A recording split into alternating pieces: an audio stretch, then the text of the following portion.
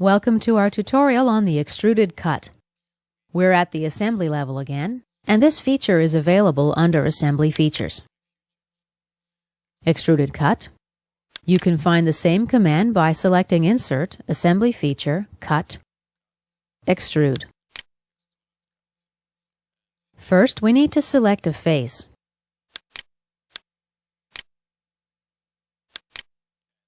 I'm just going to use a simple rectangle. OK. Let's dimension it.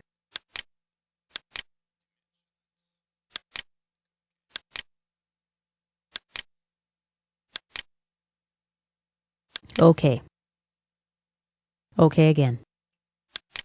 Right-click and select Pan. Let's pan this a little bit in this direction. Right-click, and let's dimension it from this side as well. We're going to leave the default values in place. And now exit the sketch. Let's leave the rest of the parameters at default in these control areas and go to the Feature Scope area. Once again, we can choose whether to apply the cut to all components or selected components. Let's uncheck Auto Select so we can make our own selections. Let's select the seal and the lid. And click OK.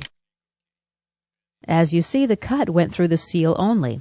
Let me show you why. Let's right-click, select Edit Feature. I should have selected Go Through All under Direction 1.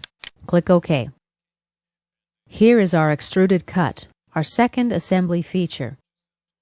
Once again, if I right-click and choose Open Part, this part doesn't show the extruded cut. This feature is only available at the assembly level. Let's close.